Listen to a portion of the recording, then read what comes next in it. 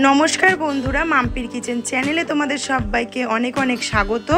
आमी माम्पी आज के निये चले एसेछि एई सिजने प्रथम फुलकपि दिए लम्बा लम्बा करे आलू दिए ज्यान्त रुई माछेर झोल एकदम अल्प किछु उपकरणे बानिয়েছি किन्तु अनबद्ध स्वाद हयेছে पुरो शीतकालेर एकटा भाइब्स किन्तु काज करछिलो जे आमी जखन माछेर झोलटा रान्ना करछिलाम पुरो बाड़ीटार मध्य। तो स्किप ना करे पुरो भिडियोटा देखे नाओ, आशा करछि भीषणই भालो लागबे। একটা প্লেটের উপর নিয়ে নিয়েছি জ্যান্ত গোটা বড় একটা রুই মাছ, দিয়ে দেব 1 চামচ লবণ। খুব ভালো করে মাছটাকে ম্যারিনেট করে রাখবো বেশ কিছুক্ষণের জন্য, এই ধরো 10 থেকে 15 মিনিটের জন্য। দিয়ে দেব 1/2 চামচ হলুদ গুঁড়ো, দিয়ে খুব ভালো করে মাছটাকে ম্যারিনেট করে যাব এখানে ফুলকপি আর আলুটা কেটে নেবার জন্য। খুব ভালো করে হাতের সাহায্যে হলুদ ও লবণটাকে মাছে খুব ভালো করে মাখিয়ে নেব।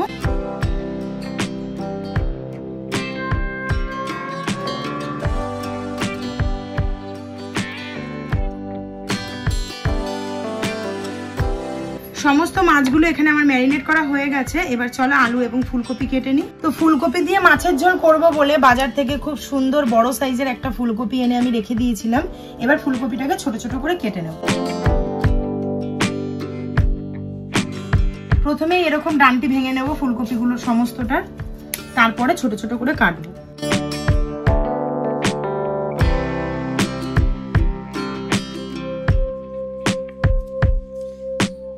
একদম এরকম ছোট ছোট করে ফুলকপিগুলো কাটবো, তাতে ফুলকপির ভিতরে ঝোলটা খুব ভালো করে ঢুকবে এবং খেতেও কিন্তু সুন্দর একটা স্বাদ লাগবে।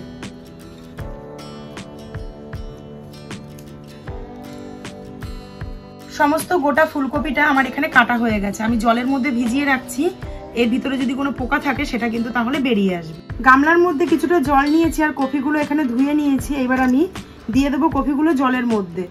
আর যখন কপিগুলো জলে দেব তখন এরকম 1 চামচ লবণ দিয়ে কপিগুলোকে ভিজিয়ে রাখবো 5 থেকে 6 মিনিটের জন্য, যাতে ভিতরে কোনো পোকা বা যে কোনো নোংরা থাকলে সেটা বেরিয়ে যায়।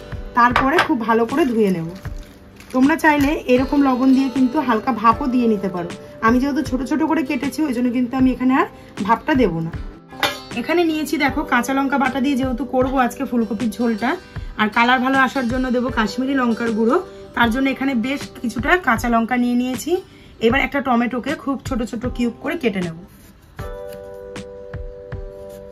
টমেটোর এই মুখটা সবসময় ফেলে দিতে হয়, এটা সেদ্ধ হয় না। আমি এরকম করে কাটলাম যেহেতু আমি বেটে নেব সেই জন্য।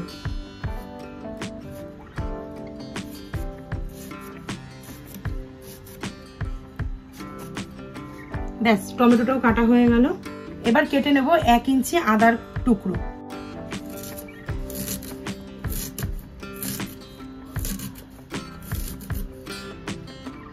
আদাটাও এখানে কেটে নিলাম। এবার কেটে নেব বড় সাইজের একটা আলু নিয়েছি। আলুটাকে একদম মাছের ঝোলে যেরকম হয় লম্বা লম্বা করে সেরকম ভাবে কেটে নেব। মাছের ঝোলে যেরকম আমরা লম্বা লম্বা করে আলু দিই সেরকম লম্বা লম্বা করে এখানে আমি একটা আলু দিলাম। এখানে 1 মুঠো ধনেপাতা নিয়েছি। এবার ধনেপাতাটাকে একদম মিহি করে কুচিয়ে নেব।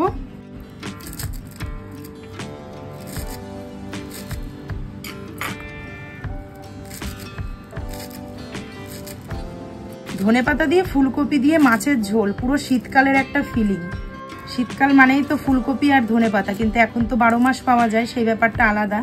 তো নিয়ে এসেছি বাজার থেকে ফুলকপি। আজকে দেখো রেসিপিটা খুব ভালো লাগবে তোমাদের। একদম অন্যরকম ভাবে করবো মাছের ঝোলটা, একদম হালকা একটা মাছের ঝোল।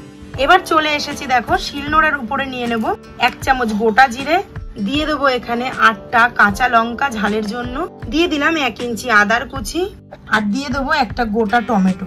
এই সমস্ত উপকরণগুলোকে একসাথে একটা মিহি পেস্ট তৈরি করে নেব।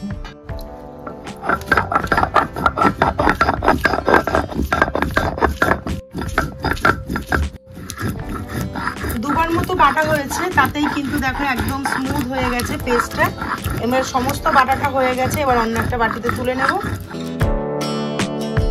গ্যাস অন করে কড়াই বসিয়ে দিয়েছি। এবার মাছগুলো ভেজে নেওয়ার জন্য দিয়ে দিলাম বেশ খানিকটা রিফাইন্ড তেল। তোমরা চাইলে এখানে সর্ষের তেলেও রান্নাটা করতে পারো। আজকে হয়তো তোমরা দেখে বুঝতে পারছো যে তেলটা আমি একটু বেশি দিয়েছি, কারণ আলু, কপি, মাছ সমস্তটাই আমি এখানে ভেজে রান্না করব, সেই জন্যই কিন্তু তেলটার পরিমাণ আমি অনেকটাই বেশি দিয়েছি। তেল এখানে সম্পূর্ণ গরম হয়ে গেছে। এবার আমি একটা একটা করে হলুদ লবণ মাখানো মাছ দিয়ে মাছগুলো ভেজে তুলে নেব।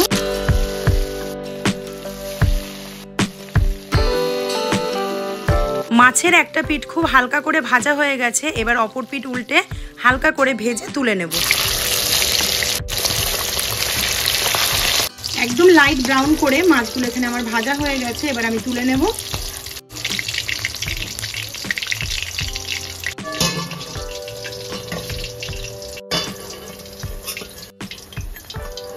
সেম প্রসেসে বাকি মাছগুলোও ভেজে নেব।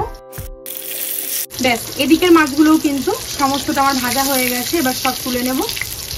সমস্ত মাছগুলো এখানে আমার 2 থেকে 3 ব্যাচে ভাজা হয়ে গেছে। এবার আমি এই তেলের মধ্যে আলুগুলো ভেজে তুলে নেব। 2 মিনিট মতো গরম তেলে নাড়াচাড়া করেছি। দেখো আলুটা কিন্তু একদম লাল লাল হয়ে গেছে। আর এখানে আমি হলুদ লবণ কিচ্ছু ব্যবহার করিনি। মাছ ভাজার সময় যতটা হলুদ ও লবণ ছিল তেলের মধ্যে, তাতেই কিন্তু আলুটা এত সুন্দর হলুদ হয়ে গেছে। এবার আলুটা ভাজা হয়ে গেছে, এবার আমি আলুটা তুলে নেব। এবার আমি এই তেলের মধ্যেই দিয়ে দেব লবণ জলে ভিজিয়ে ছেঁকে নেওয়া ফুলকপিগুলো।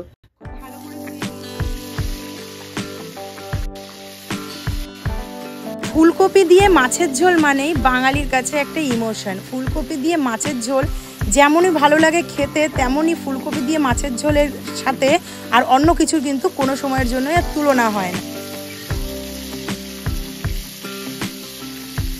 কনস্ট্যান্ট নাড়াচাড়া করে ফুলকপিগুলো এখানে ভাজা হয়ে গেছে, এবার আমি তুলে নেব।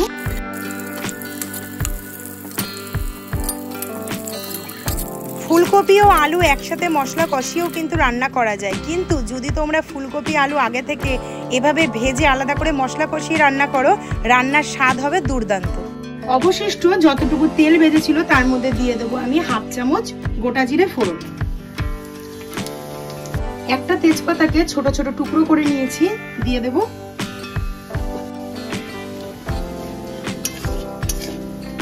ফোড়নের থেকে সুন্দর গন্ধ বেরিয়ে গেছে। এবার দিয়ে দেবো বেটে রাখা মশলা, আদা, জিরে, কাঁচা লঙ্কা আর টমেটো।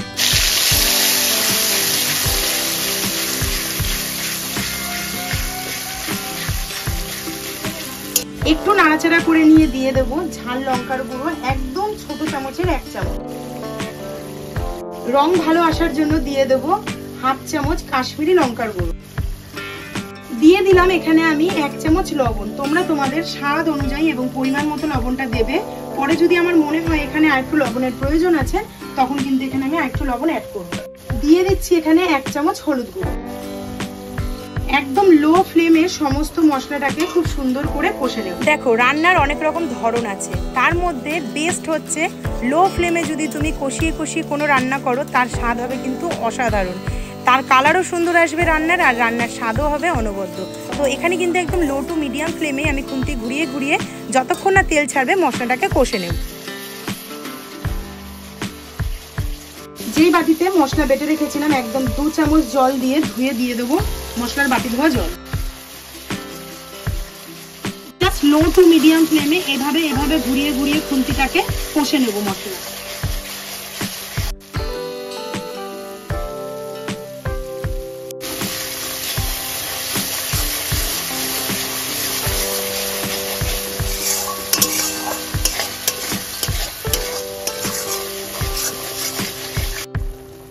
মশলার থেকে দেখো কত সুন্দর তেল ছেড়ে দিয়েছে। আমি একদম লো ফ্লেমে 5 মিনিট মতো মশলাটাকে কষে নিয়েছি। এবার আমি দিয়ে দেব ভেজে রাখা কপি এবং আলুটা।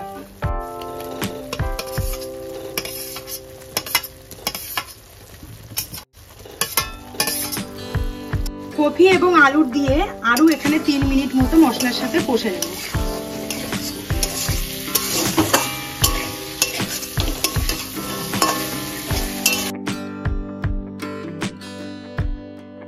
খুব সুন্দর করে কষানো হয়ে গেছে, এবার জল দিয়ে দেবো। এখানে কিন্তু আমি উষ্ণ গরম জল ব্যবহার করলাম।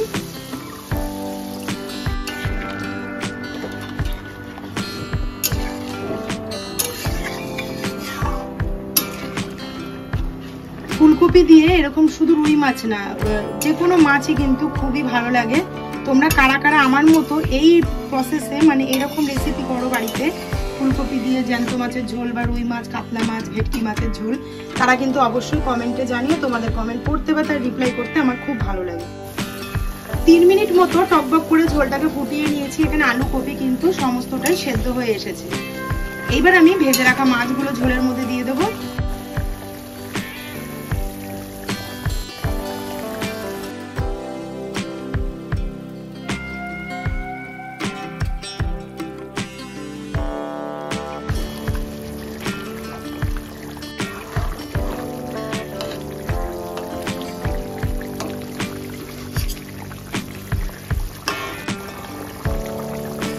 মাছের ঝোলে আমি যতটা লবণ ব্যবহার করেছিলাম সেখানে দেখলাম লবণটা একটু কম হয়েছে বলে আরো হাফ চামচ লবণ এখানে আমি অ্যাড করে দিলাম।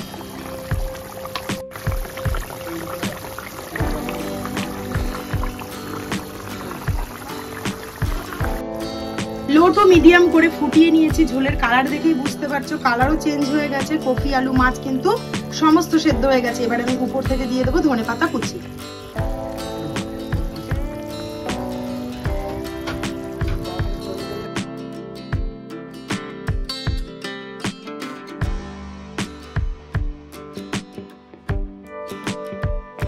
ব্যাস, একদম ফাইনাল টাচ, ধনেপাতা দেওয়া হয়ে গেছে।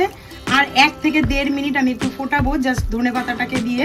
তারপরে আমি নামিয়ে সার্ভ করে তোমাদেরকে দেখাচ্ছি মাছের ঝোলটা কেমন হলো। কালার দেখে তোমরা বুঝেই গেছো, দেখানোর কিছু নেই, তবু আমি সার্ভ করে তোমাদেরকে দেখাচ্ছি। তো নামিয়ে নিয়ে চলে এসেছি মাছের ঝোলটা। এবার আমি একটুখানি তোমাদেরকে সার্ভ করে দেখাই।